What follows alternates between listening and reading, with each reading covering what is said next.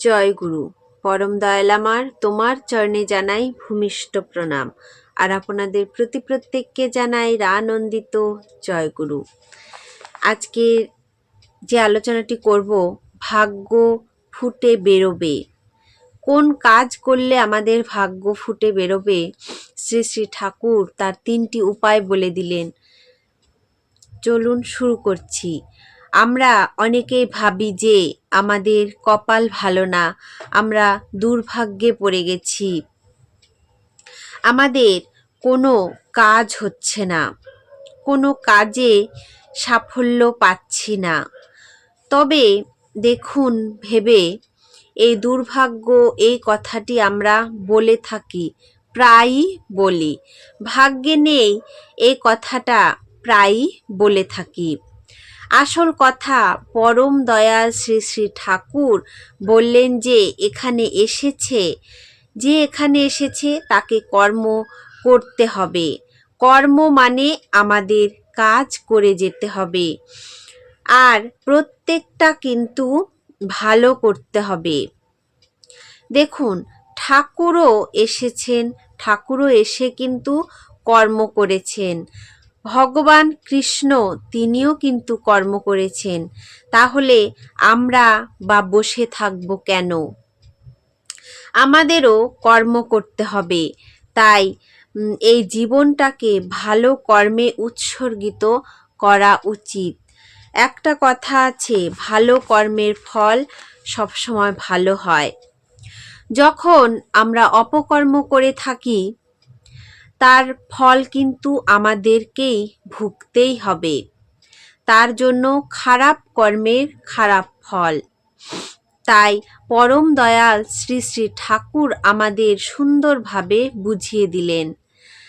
তাই চলুন আমরা এই 3টি বিষয়ের উপর অতি অবশ্যই গুরুত্ব দেব। পরম দয়াল শ্রী শ্রী ঠাকুর আবার বললেন, আমাদের এই 3টি গুণ যদি সক্রিয় থাকে, অর্থাৎ অ্যাক্টিভ হয়, তাহলে 100 পুরুষ পরেও কিন্তু ভাগ্য ফুটে বেরোবে। তাই এই কথাটার উপর একটু ভালোভাবে ধ্যান দেন। শ্রী শ্রী ঠাকুর বললেন আমাদের ভালো কাজ করতে। তাই আমরা চেষ্টা করব ভালো কিছু করবার। প্রথম কথা, শ্রী শ্রী ঠাকুর বললেন টু সার্ভ, টু অবজার্ভ, এই দুটো কথা। তারপর টু সার্ভ মানে সেবা করা, এটা হলো প্রথম। আর দ্বিতীয় হলো টু অবজার্ভ, অর্থাৎ পর্যবেক্ষণ করা। আমরা চাইব সেবা করতে। কে আমার প্রতি কেমন ব্যবহার করলো সেটা আমার জানার প্রয়োজন নেই। আমি চাইব মানুষের ভালো, আমি প্রত্যেকের উপকার করব, পরিবেশের সেবা করব। পরিবেশ যাতে উন্নত হয়, আমি যদি নিজের কল্যাণ চাই, নিজের প্রকৃত উন্নতি চাই, তাহলে আমার মানুষের ভালো করা উচিত, মানুষের সেবা করা উচিত। কারণ যদি আমি নিজের উন্নতি চাই, নিজের ভালো চাই, তাহলে কিন্তু প্রকৃত নিজের উন্নতি হয় না। তাই প্রত্যেকের কথাই আমার ভাবা দরকার, প্রত্যেকের সেবাটা করা দরকার। সেবা একটা মহৎ গুণ। তাই টু সার্ভ, এটা আমাদের প্রথম ব্যাপারে নজর দিতে হবে। তারপর দ্বিতীয় হচ্ছে টু অবজার্ভ, মানে পর্যবেক্ষণ করা। আমরা কোনো কাজে হাত দিচ্ছি, সেই কাজটা সম্পর্কে আমাদের পরীক্ষা নিরীক্ষা করতে হবে। প্রত্যেকটা জিনিস মানে যে কাজটা করছি সেটা না, প্রত্যেকটা জিনিসকে পর্যবেক্ষণ করার গুণাগুণ আমাদের মধ্যে চাই। আমি বিচার করব, সেই ভাবটা আমার মধ্যে থাকতে হবে।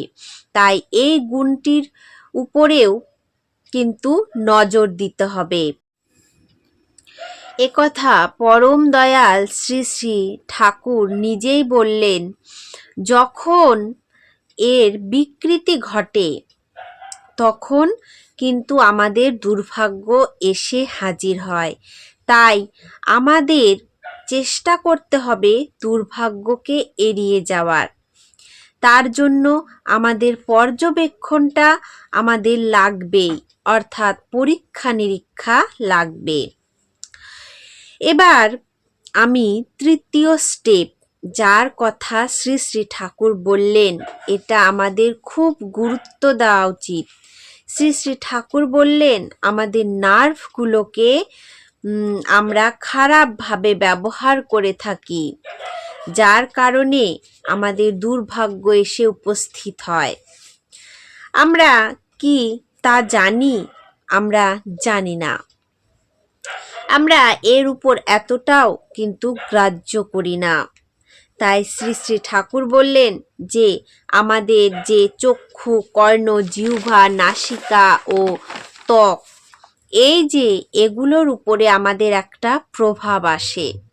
এই চক্ষু, কর্ণ, নাসিকা, জিহ্বা এগুলিকে সৎভাবে চালিত করতে হবে, মানে সৎভাবে ব্যবহার করতে হবে।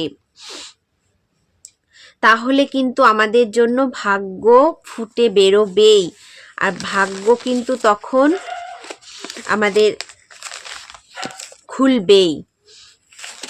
তাই শ্রী শ্রী ঠাকুর বারবার বলেছেন টু সার্ভ, টু অবজার্ভ।